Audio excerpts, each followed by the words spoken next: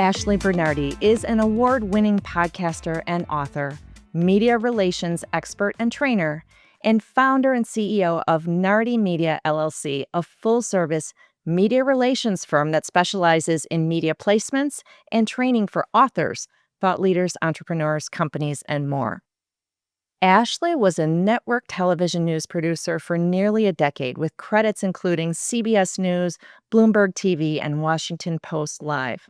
She has a passion for helping authors grow from zero exposure to becoming household names on the New York Times bestsellers list. Both Ashley and her clients have been featured in top-tier publications and media outlets that include the Washington Post, the New York Times, Today, Good Morning America, CBS This Morning, and hundreds more. Ashley is the author of the award-winning book, Authentic Power: Give Yourself Permission to Feel. Ashley, I am so excited to have you here. Let's go, Tracy. I'm so excited to dive in today with you. I know, it is so exciting to talk about speaking up for ourselves because as women, let's face it, a lot of times it does feel like the world is against us. We have lots of emotions. In business, we're taught to set those aside. And in my work as a forensic accountant, I like to keep my emotions out of it. But that's not always so easy. And I know that you think there's a time and a place to give yourself permission to feel emotions. So let's go. Let's go. And you're absolutely right. I have learned through my own health journey of just dealing with childhood trauma and then later in life, a health crisis that left me completely like just bedridden and unable to care for my children. And that was this time in my life where the first time I ever gave myself permission to feel. And what I found is that those emotions were being called. They were like, come on, girl, like we are making you sick because you need to feel them. And when I did that, I started to heal my life. And that was 10 years ago. And here I am now, the healthiest and happiest I've ever been. Yeah, but we're in these careers, we're running these businesses, and society is telling us we don't have time. We don't have time to be bedridden or feel emotions. How did you figure that out for yourself?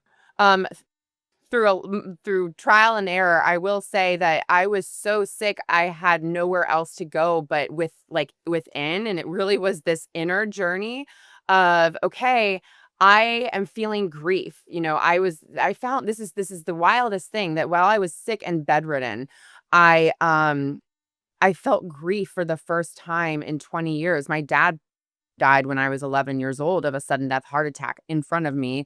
And I pushed those emotions down for 20 years. And it wasn't until I was so sick, and I truly believe that bearing those emotions suppressed my immune system, certainly did not help my case for Lyme disease. When I started actually grieving him and also grieving my health, and this included a lot of crying on the floor, screaming, just going within and feeling the uncomfortable emotions, that was my way out. So, they say it's like the only way out is through. It is so true, especially when these emotions are meant to be called. Now, in the professional sense, absolutely there is a time and place, right? Because how many of us have been at work and you're like, oh, I want to scream at my boss, or like, oh my gosh, this client made me so upset, I want to cry. Okay, I'll give you an example this week. A client did make me cry. And you know what I did? I stepped away. I went on a 2.5 mile walk. I gave myself permission to feel the tears. I walked away and gave myself permission to feel it.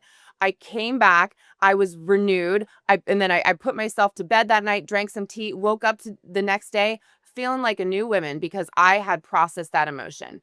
And I felt so good. I knew exactly what I needed to do the next day, and working with that client. And I was so empowered for it. I even wrote in my journal today, like I sat in my sovereignty. I gave myself permission to feel. That provided the clarity I needed to go have a really tough conversation. And I did it. I'm proud of myself. I'm tooting my own horn here. And if I can do it, you can do it. Anybody can do it. It's okay to step away and let yourself feel those emotions. I will also say sometimes it's okay, like if your team does if you have a safe space to experience those emotions too. In my case, I had a trusted colleague. I also had my husband, who was like, "Go cry. You want to cry? Just let it go, girl." And so finding that safe space, whether it's a colleague or a friend, to hold that space for you can make all the difference. And it did for me, even this week. I think that we are taught that as women, you can't show that emotion, you have to be strong. And the interesting thing is that if a man got upset at work about something, someone got him really angry. That's the emotion we sort of accept with men, right? Is anger. If Yeah. he got really angry and he said to his team, I have to leave for an hour to go to a meeting. I will be unreachable during that hour, but I'll be back in an hour. No one would question it. No one would have a problem with it. We as women need to feel entitled to do the same thing. If you are having an emotional situation and if going for a walk for an hour or just getting in your car and driving away so you can have some space, if that works for you, set your boundaries and say, I need to go, I'm leaving for a meeting. Nobody needs to know why and go Yep. do the thing, right? Yep. There are ways to set those boundaries. Yes, and I have learned so much about boundaries in the past 10 years from healing. One thing I will say is it's okay to be direct, short, and assertive. And you do not need to explain yourself. I find that women over explain. I do that too. And even when I was practicing this tough conversation I needed to have with a client, I took my notes first and then I started practicing out loud. And then I was like, wait, this is too long. I'm explaining myself. No, this is what I'm going to say. I'm going to say, um, we're no longer working together. That's it. I don't need to give an explanation as to why. And it's the same thing for when you need to fire someone on your team. This is no longer a fit. I'm letting you go. Boom. Don't explain. You don't need to explain yourself. You keep it short and sweet. I'm going to step away for an hour. I will be unreachable and I will be back in an hour. You do not need to explain yourself. I understand that is really hard to say and it takes courage. I encourage you to practice out loud on your own. I truly took myself through this process yesterday, and this is something that I teach in media training. If you are getting ready to have a tough conversation with anybody, the best thing you can do is take your notes first. I type them out in bullets and then practice saying it out loud. Practice out loud, see how it feels. Are you over explaining yourself? Are you using language that can help drive a conversation forward in a powerful way? And I'm happy to share some of those as well. Practicing out loud, recording yourself on your phone. You are always going to be your own toughest critic, but the more you practice, the better you're going to feel in that actual situation. I'm a huge fan in those difficult conversations where you are having to say no to someone or having to release a client or communicate something that you know is not going to be received well. As women, we tend to apologize too much. That's right. We tend to over explain. And it's Mhm. taken me a long time to learn not to do those things. Yeah, it's okay to say that, that you're sorry you have to say this. Fine, but to not over explain. So, with clients, when they are adamant that they must have a phone call with me tomorrow, I say, I'm sorry, I'm fully booked for tomorrow because I know that I need to hold my boundary for my schedule. Right. I don't need to explain to them, hey, I'm having a day off, actually. That's right. Even more reason to not have the call with them. If it's my planned day off, I'm Mhm. just going to tell them I'm booked for tomorrow and not over explain it, right? That's right. And I think that's where we have to stop ourselves. We want to over explain. We want people to understand. I feel like as women, we are naturally empathetic and we want people to like us. There's this people pleasing side of us. We have to quiet that people pleaser and just know that you are just step into your own authentic power and what feels right for you in that moment without explaining yourself. Stop yourself. I even teach this in media training. If you find yourself trailing off in an interview, just stop yourself. Just stop. Just instantly stop yourself. Somebody will ask a follow-up question and you can repeat your message. You can say, I will be gone for an hour. I will be back in 1 hour. I will be unreachable. And that's another very, very important point I wanted to make. Repetition is the key to retention. It is okay to repeat yourself. If someone in a conversation is drilling you, and look, this happens all the time. Like as a CEO, I have to have tough conversations with clients, with colleagues, and repeating yourself over and over again. I actually had this client I had the tough conversation with. I kept repeating myself, and she was like, I know you've told me 5 times. And I was like, yes, I have. And that's all I'm going to say. And we ended the conversation. It was great. And I felt so good. I felt like I lost 50 pounds as I was doing it too. Well, I know that the world wants to make us feel like we're crazy, right? Sometimes in interpersonal relationships, when people have, let's say, ex-husbands, they can make them feel like they're crazy, but it happens at work too. This world can make us feel crazy. So what can we do about that? Right. I mean, what woman hasn't been in a situation where they've been told they're crazy? Right. Or you're being too emotional. You're being Yes. overly sensitive. Oh, I mean, I was medically gaslit when I was going through Lyme disease by so many doctors. So I was told that I literally was crazy. I was like, oh, you don't need this doctor. You need to go to a psychiatrist. You're just a mom with 3 young kids at home. You're just stressed and overwhelmed. Gaslit, gaslit, gaslit. So we all know what that feels like. And I have learned at the time, I was like, oh, I don't know how to handle this. I have learned to first check in with myself. How do I feel about this? You don't need to let those emotions show. Like, just know when you are like fighting with somebody who is firm in their beliefs, you do not need to fight back. You need to just say, thank you very much, walk away. You don't need to engage, because here's a fun quote. My dad, and this is from my dad, who was an army colonel. When you wrestle with the pig gets happy and you get dirty. Do you want to wrestle with that pig? No, right? So you just say, okay, thank you. I'm going to end this conversation right now. I'll step away. You can use language such as what I call power words or positive language. So an example of a power word. Power words help drive a conversation forward in a constructive way, away from something that you probably don't want to be talking about, and brings it back to what you do want to be talking about if you want to stay in that conversation. So if someone's telling you you're crazy, you can instantly end that conversation. You can say, this conversation is over. I don't like the direction it's going in. Let's regroup. Thank you very much. Or if you're like, okay, I'm ready to just go forward right here in this moment. Power words will do exactly that. So let me give you an example of power words. I've demonstrated that. I'm motivated for us to have a resolution to this issue, right? I'm excited about. It's clear to me that the important issue is. So power words do exactly what they're supposed to do. It doesn't matter what that person said to you. It's almost like putting that shield up. It's like, boom, they're going to like throw their hateful words at you, and you're just going to bounce them right back.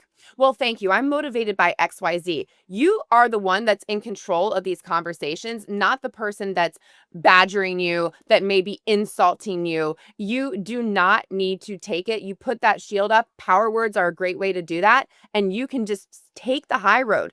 Take the high road, stay positive. And that's what I say, even in interviews, in media training.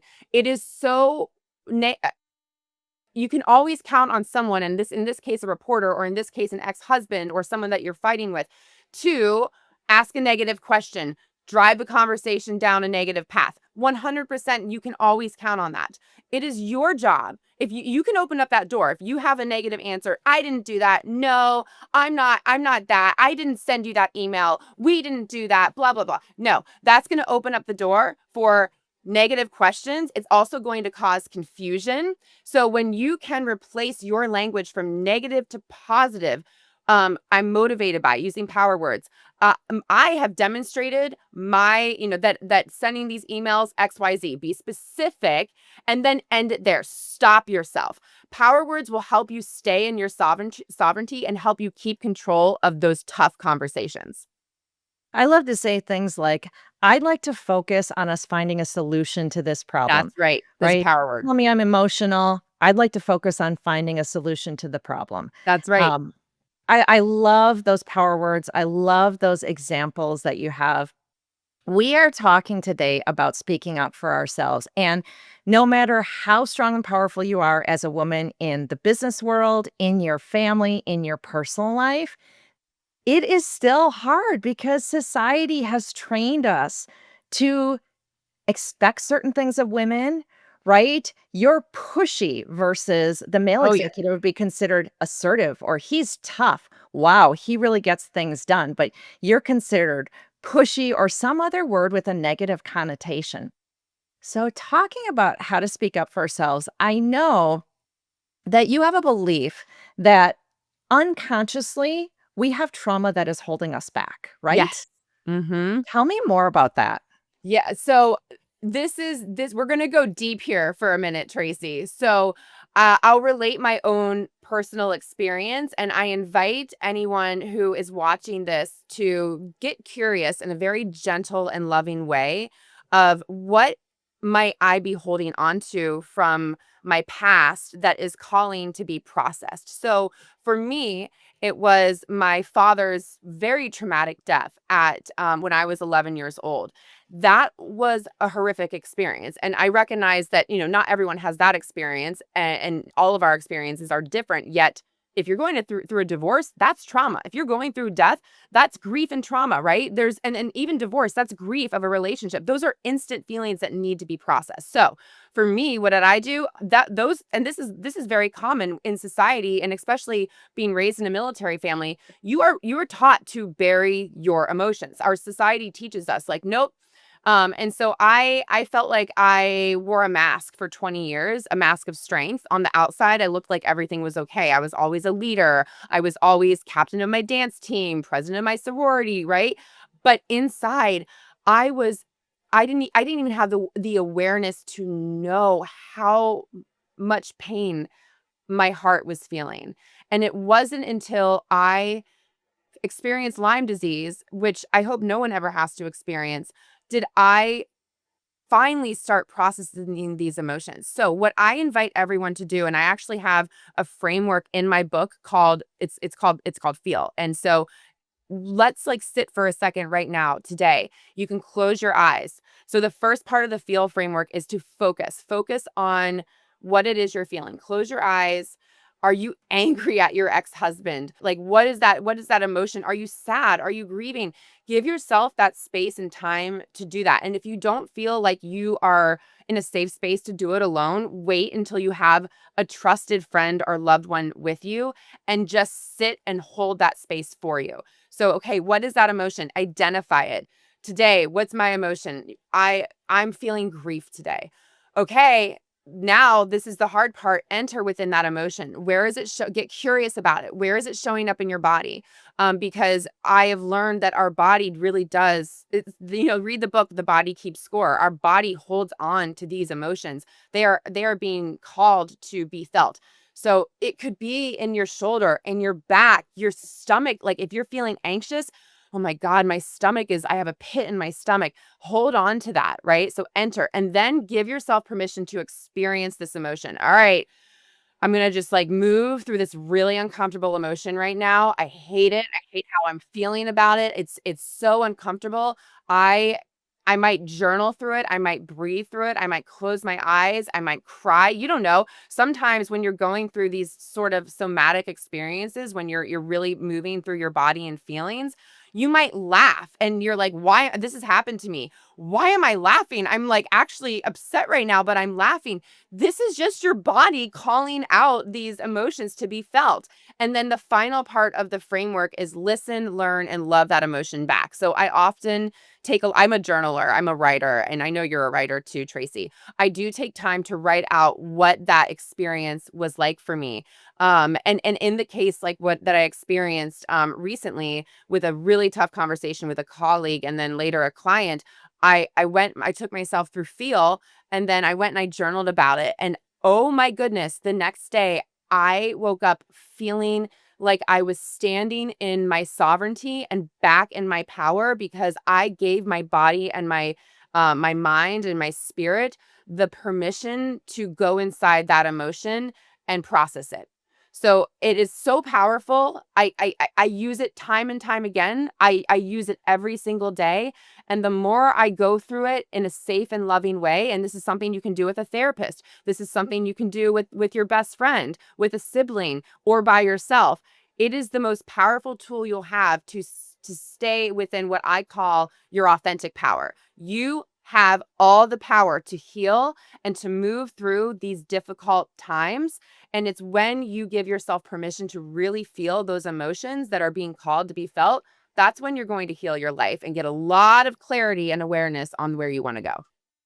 We need to give ourselves more grace. The world is hard enough on us without us also being hard on ourselves. So I love the idea of allowing ourselves time and space to feel emotions and the framework for being able to process them. Because I think it's one thing to say, go feel your emotions and do the thing, right? But it's another to say, okay, here's a few little steps you can go through to Yep. really figure it out. Yeah, schedule time for it. I would say because that's the hardest part is like you do need to give yourself the space and time. And as women, we're moms, we're workers, we're colleagues. We have to go manage all these different things, and we always seem to put ourselves last. Once I flip the switch on that and I put my oxygen, I mean, I know it's cliche to say, but I take care of myself every single morning before my children wake up. I am journaling, I am writing, I am reading, I am processing. If I need to step away, I take a break, I go on a walk.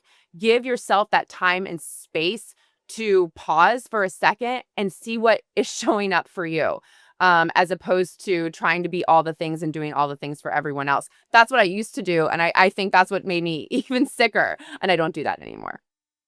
Well, as we're nearing the end of our conversation, I want to bring the speaking up thing back around to what you do so well, which is PR work, promoting ourselves, really showing ourselves off the best way possible. So, I want you to talk to me about participating in a conversation and answering questions and providing feedback in a way that makes someone remembered, relatable, understood, and Yes. really makes them shine. Oh my gosh, this is one of my favorite questions to answer because in media training, I teach this, but I believe media training and communications is a skill for all women. We all need to take ourselves through this process. So I'm going to give some of my favorite tips. Power words, as you know, positive language. Also, think about this as you're in a conversation. Pull upon your credibility. This is not to toot your own horn. This is to build trust and rapport with whoever you're speaking with. Maybe it's another mom. Yeah, I'm a mom of 3 kids myself. I understand how hard it is. I'm a business owner and like this is like in the beginning to help build trust and rapport with for me to build trust and rapport with your audience. I'm a former network TV producer that has been producing at CBS News, Bloomberg, and the Washington Post. That's how you build trust and rapport. So think about the credibility that you can bring into yourself to connect with others. The next thing I'll say is being meaningfully specific. When you are in a conversation with someone, you're used like if I use general terms like, oh, yes, you want to speak up in a conversation. No, you want to be specific. I want you to build upon your credibility. I want you to use empathy. Be as specific as possible. That is going to make you more likely to be relatable and remembered and understood. 2 other things I'm going to say because I know we might be short on time. Simple language. You are an expert on in what you do and in your own world, but the person that you're speaking to likely isn't, right? So if you're speaking to a man, they don't get our world, right? Instantly. So speak in simple language. Do not use acronyms. I always say speak as if you're speaking to an 8th grader or above. That way you're more likely to be remembered and understood. And finally, this is the most important aspect of a conversation if you want to be remembered and stand out. Tell a story. People have told stories for thousands of years that have carried on. This is how we remember people by telling stories. Stories have lessons. Stories are useful. They have outcomes. This is exactly why I shared my personal story of experiencing a childhood trauma and then later Lyme disease. You'll likely remember that about me. And that is why you tell stories. So think of in a conversation, think of a story that you can tell to help drive your point and your message forward. And then start there. And if you're not sure where to start in your storytelling, start with something you're proud of because it's always going to lead to a story. And start there. So think about like right now, write this down. What are you proud of that you do? What are you proud of? That is definitely going to lead to a story that you can tell that will connect you with the person that you're hoping to reach. I love that. Pure gold today. Tell us about Nardi Media and the PR and media services that you have available. Thank you, Tracy. So Nardi Media is celebrating its 10th year this year, which is unbelievable. We're celebrating all year. We love working with authors like yourself, mission-driven companies and organizations, and folks who are uplifting the world and making it a better place. And I mean, Tracy, this is you exactly who you are. And we love helping folks like you work on their message, share it with the world, meet through media training, and also through the power of media placements everywhere from TV, radio, print, online, podcasts. You name it, that's what we do. And that's why I love waking up and doing what I do every day. It doesn't feel like work. It's joyful. Well, I will tell you, when I worked with your company, I got some wonderful media placements that were so great, and I'm so grateful for that. But what was the most valuable to me was working on the message, and you Yeah. and your team working with me to train me to how to get my message out succinctly and effectively. So, Nardi Media, if you are looking for any sort of media training PR services, Ashley is the person for you. Thank you so much for all of the wisdom you shared with us today. Thank you for the conversation and the space, Tracy. Appreciate you always.